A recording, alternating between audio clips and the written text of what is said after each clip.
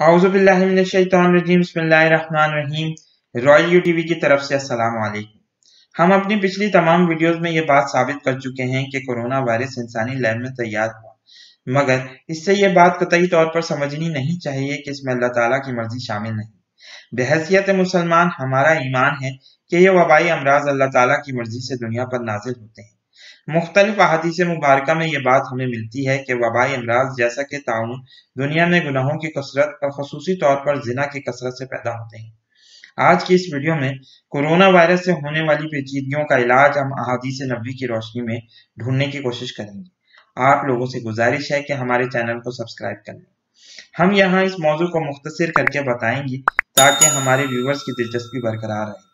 इस वक्त हमारे यहाँ लॉकडाउन होना चाहिए या ना होना चाहिए की बहस हो रही है, जबकि हम ये बात देख चुके हैं कि चीन ने वुहान शहर में फौरी लॉकडाउन करके कोरोना वायरस पर शानदार तरीके से काबू पाया है, और इसकी मिसाल रसूल अकरम सल्लल्लाहु अलैहि वसल्लम की हदीस से भी मिलती है। बुखारी शरीफ की इस हदीस में रसूल अल्लाह सल्लल्लाहु अलैहि वसल्लम ने फरमाया, जब तुम सुन लो कि किसी जगह ताउन की वबा फैल रही है तो वहां मत जाओ, लेकिन जब किसी जगह यह वबा फूट पड़े और तुम वहीं मौजूद हो तो इस जगह से मत निकलो। इस हदीस से वाज़ेह तौर पर साबित होता है कि क्वारंटीन ही इस मसले का हल है।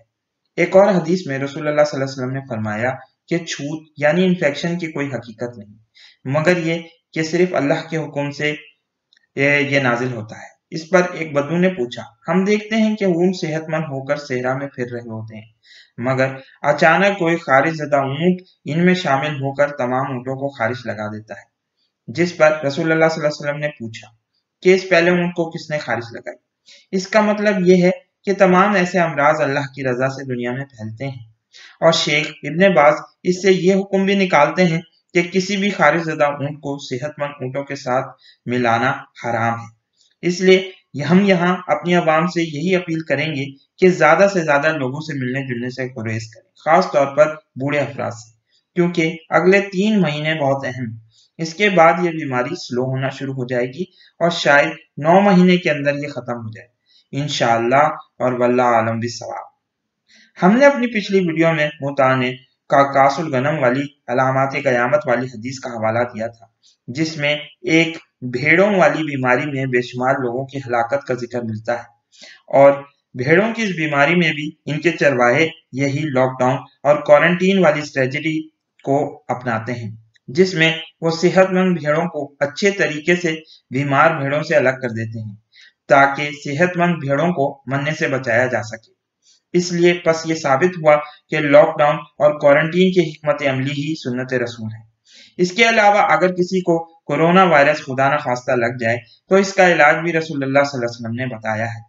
कोरोना वायरस में तमाम मरीजों का इंतकाल नमूनिया के लग जाने की वजह से हुआ है। नमूनिया फेफड़ों के इन्फेक्शन यानी इनके ऊपर वर्म आ जाने को कहते हैं। नमूनिया के इलाज के लिए रसूलुल्लाह सल्लल्लाहु अलैहि वसल्लम ने अपनी एक हदीस में कुश्ते को बेहतरीन इलाज करार दिया है। कुश्ता यानी कूट हमारे यहाँ सदियों से हकीमाना इलाज में इस्तेमाल हो रहा है। हम यहाँ ये भी कहेंगे कि आप लोग इस पौधे की जड़ें खरीद कर इसका पाउडर बनाकर फिर इसकी चाय बना सकते हैं, या इसका पाउडर का एक चमचा खा सकते हैं। हम यहाँ अपील करेंगे कि किसी भी किस्म का कुश्ता जो हकीमों की दुकानों में मिलता है इसको खरीदने से गुरेज करें, क्योंकि इसमें दूसरे नुकसानदेह अज्जा शामिल हो सकते हैं। इसके अलावा शहद का इस्तेमाल और सूरह इखलास, सूरह अल फलक और सूरह नास पढ़कर इनका दम अपने जिस्म पर करना भी सुन्नत रसूल है और इन हालात में फायदेमंद हो सकता है। आखिर में हम यही अपील करेंगे कि फिलहाल किसी भी किस्म की मलेरिया मेडिसिन को खरीदने और खाने से गुरेज करें, क्योंकि इस वक्त वेस्टर्न मेडिसिन की दुनिया में कोई वैक्सीन या दवाई ऐसी नहीं जो कोरोना वायरस का इलाज कर सके। इसलिए हमें इस मौके पर सिर्फ इस्लाम और तिब्बे नबवी से ही रुजू करना पड़ेगा।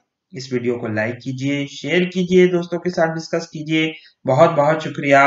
अस्सलाम वालेकुम और अल्लाह हाफिज।